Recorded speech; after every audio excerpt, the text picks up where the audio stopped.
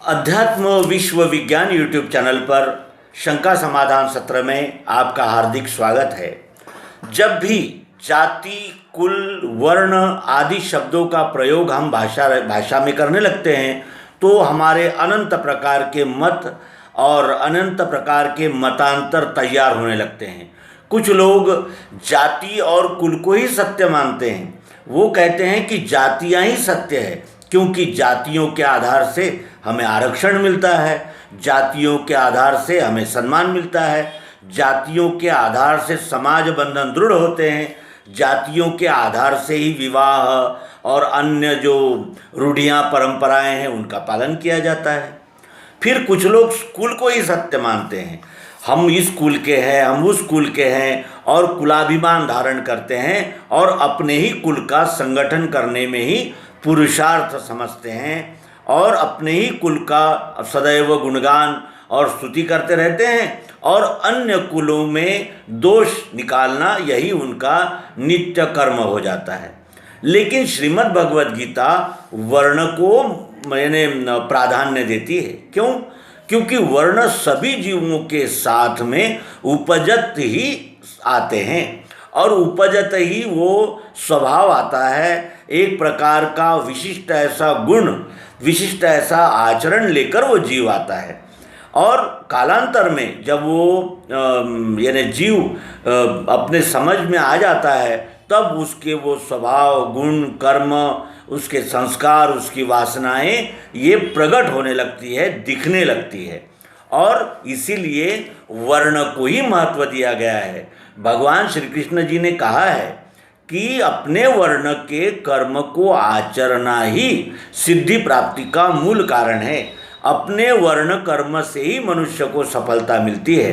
देखा देखी अन्य वर्ण का आचरण करने से हम न अपने वर्ण का कर्म करके निश्चिंत और समाधान प्राप्त कर सकते हैं और अन्य वर्ण का कर्म जो हमारे स्वभाव से ही नहीं हो सकता उसको करने का प्रयत्न करते रहते हैं और असफल भी होते हैं और अनेक प्रकार के मुसीबतों को, संकटों को सदैव अपने पास बुलाते रहते हैं और हमारा जीवन संघर्षमय ही गुजर जाता है। इसलिए भगवान श्री कृष्ण जी वर्ण पर विशेष जोर देते हुए कहते हैं कि अपने वर्ण का कर्म करना चाहिए। अब प्रश्न ये आया है कि वर्ण निश्चित कैसे होते हैं? ये वर्ण निश्चित कौन करता है?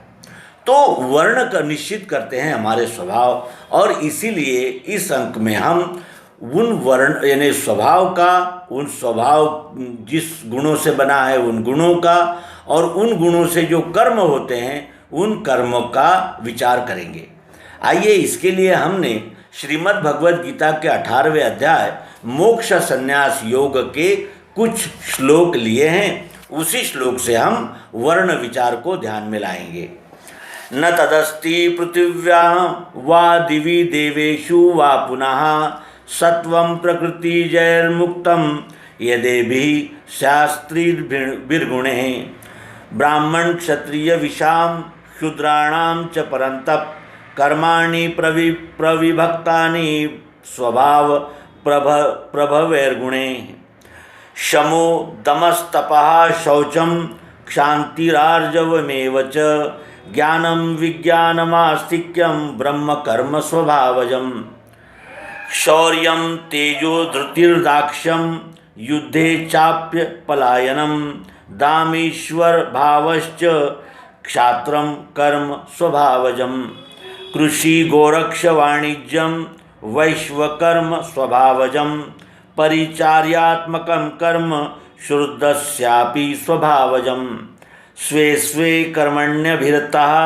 संसिद्धिं लभते नरः स्वकर्मनिरतः सिद्धिं यथा विन्दति तच्छृणु यतः प्रवृत्तिर्भूतानां येन सर्वमिदं ततं स्वकर्मणा तमभ्यर्च सिद्धिं विन्दति मानवः श्रेयान् स्वधर्मो विगुणः परधर्मात् स्वनुष्ठितात् स्वभावनियतं कर्म कुर्वन्ना प्रोति किल्बिषम्। इसका सरल अर्थ देखें। प्रकृति से होने वाले गुणों से तीन मुक्त है, ऐसी वस्तु धरती में, सुरों में, स्वर्ग में नहीं। ब्राह्मण, क्षत्रिय, वैश्य और शूद्र परंतप, इनके कर्म है भिन्न, स्वभाव गुण से हुए। शम, दम, तप, शौच, शांति और सुशीलता, ज्ञान, विज्ञान, आस्तिक्य, ब्रह्म कर्म स्वभाव से। शौर्य, तेज, धृति, दाक्षम, युद्ध से भागना नहीं। दान, ईश्वर का भाव, क्षत्रियों का स्वकर्म ये। खेती, गोपालना, बंज, वैश्यों का निज कर्म है। सेवा करना यही एक कर्म शूद्र स्वभाव का। करे जो अपना कर्म, सिद्धि की प्राप्ति है तिसे। स्वकर्म रति वाले को मिलती है सिद्धि, वो सुनो। जिससे भूत करे कर्म, विश्व में सब व्याप्त जो। उसको स्वकर्म के द्वारा भजे, वो ज्ञान है गहे।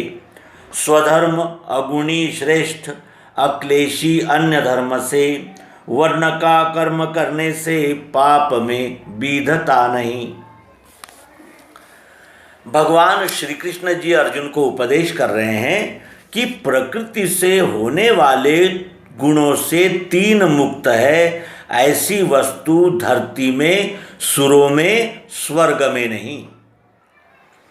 इसका आशय यह है कि सत्वगुण, रजोगुण और तमोगुण, ये तीन गुणों में ही इस विश्व की प्रत्येक वस्तु, चर, अचर, सजीव, निर्जीव, जड़, चेतन और जो भी कोई इस विश्व में उपस्थित वस्तु है, जीव है, वो इन तीनों गुणों के पार है ही नहीं।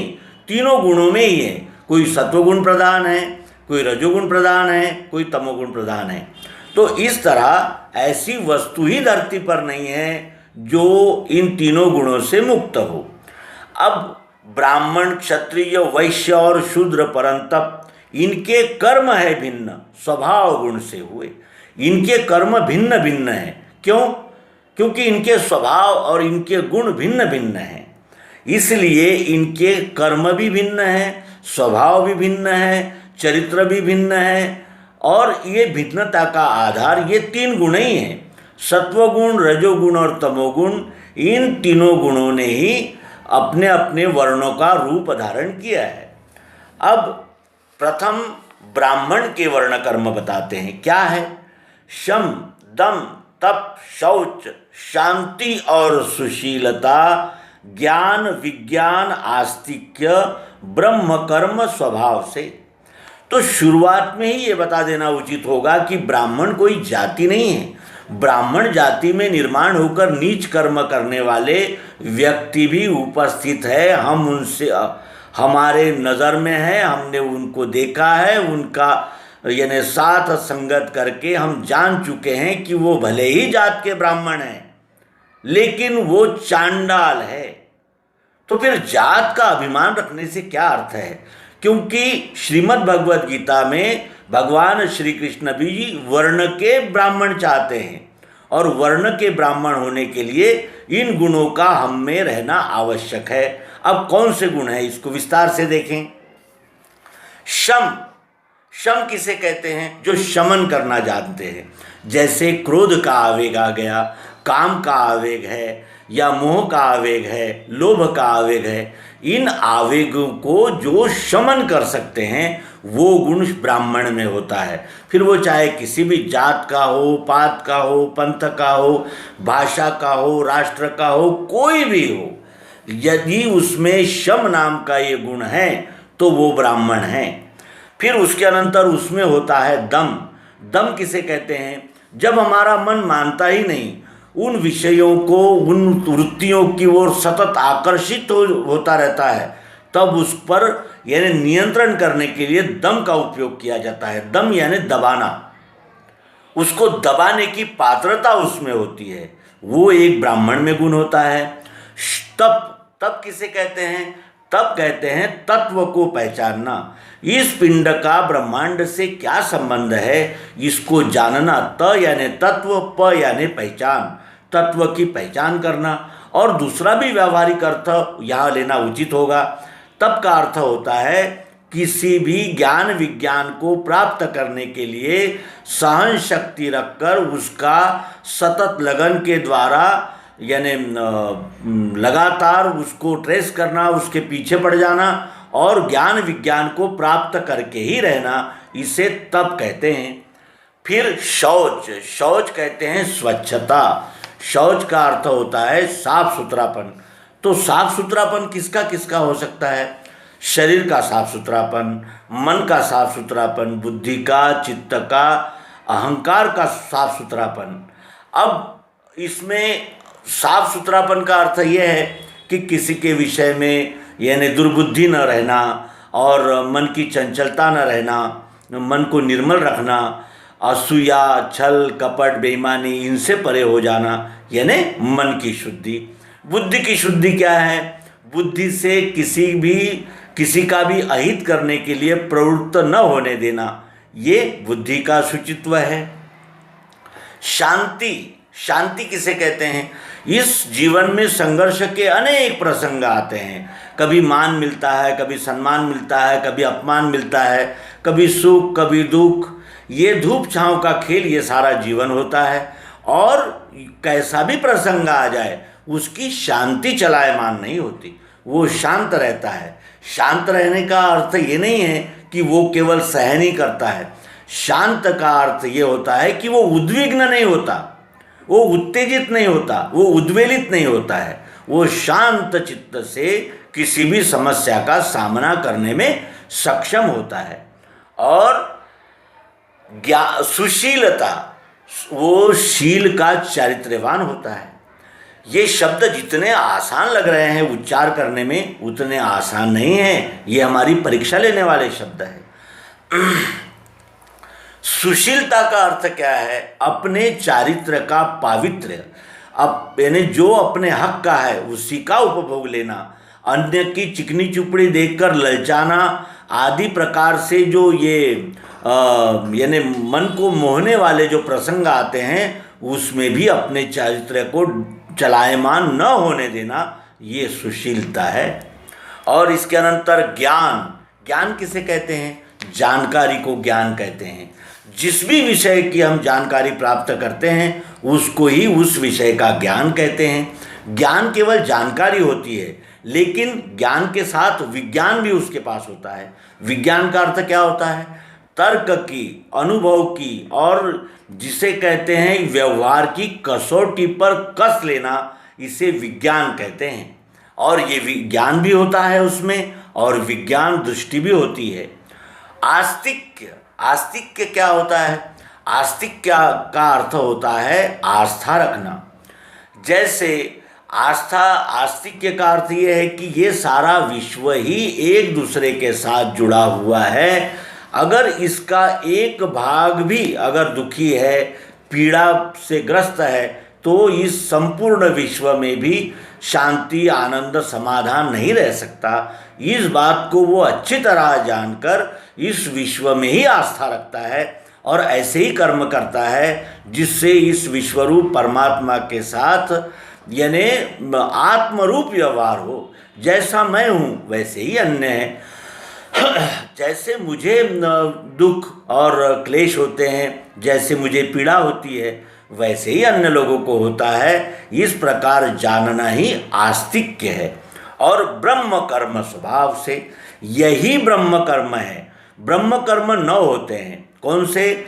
शम, दम, तप, शौच, शांति, सुशीलता, ज्ञान, विज्ञान, आस्तिक्य।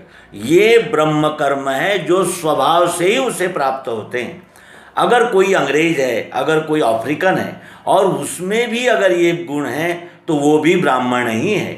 ब्राह्मण जाति का मान्य नहीं हो सकता, वर्ण का ही ब्राह्मण होता है। अगर ये 9 गुण जिसमें नहीं है, 5 गुण भी है तो भी वो ब्राह्मण है, 4 गुण है तो भी वो ब्राह्मण है। ये सभी गुण सब में हो ऐसा भी नहीं कह सकते, और सभी गुण एक ही व्यक्ति में हो ऐसा भी नहीं कह सकते। लेकिन ब्राह्मण होने के लिए इन 9 गुणों की यानी अधिक से अधिक इन 9 गुणों में से जो यानी कुछ गुण, 4-5 गुण भी क्यों न हो, होना आवश्यक है, तभी वो ब्राह्मण है, ऐसा श्री कृष्ण जी मान्य करते हैं। और उसके अनंतर वो कहते हैं क्षत्रिय के गुण बताते हैं। क्षत्रिय किसे कहना चाहिए? शौर्य, तेज, धृति, दाक्ष, युद्ध से भागना नहीं, दान, ईश्वर का भाव, क्षत्रियों का स्वकर्म। ये क्षत्रियों में 7 गुण होते हैं। शौर्य, वो पराक्रमी होता है, वो कायर नहीं होता, वो कापुरुष नहीं होता, मुर्दार नहीं होता, उसमें शौर्य होता है। न्याय रक्षा करने के लिए जो सदैव तत्पर होता है, पराक्रमी होता है और निडर होता है, उसे शौर्य कहते हैं। वो क्षत्रिय में होता ही है शौर्य। तेज होता है उसमें, दूसरा गुण उसमें होता है तेज। तेज किसे कहते हैं? ईमानदारी का तेज और चारित्र्य का तेज और निष्कलंकता का तेज उसमें अवश्य ही होता है। फिर उसमें होता है धृति। धृति कहते हैं धैर्य को। कैसा भी कठिन प्रसंग आ जाता है तब वो अपने धैर्य को नहीं छोड़ता, धैर्यशील होता है। उसमें धृति नाम का एक तीसरा गुण होता है। दाक्ष, दाक्ष का अर्थ होता है दक्षता। वो सदैव जागृत और यानी जैसे कहते हैं कि सावधान होता है, उसे कहते हैं दाक्ष। फिर उसमें होता है युद्ध से भागना नहीं, और युद्ध से वो कभी नहीं भागता। श्री कृष्ण जी भी युद्ध से भाग गए, किस लिए? उन्होंने क्या यानी शत्रु को क्षमा कर दिया? नहीं, फिर जरासंध को उसका दंड दिया ही दिया। यानी वक्त आने पर वो भाग भी सकता है, लेकिन अपने जो टारगेट है, अपना जो ध्येय है, उसको नहीं छोड़ता। ये है युद्ध से भागना नहीं, अपलायन। दान, उसमें दान होता है, दातृत्व का भाव होता है, उदारता होती है।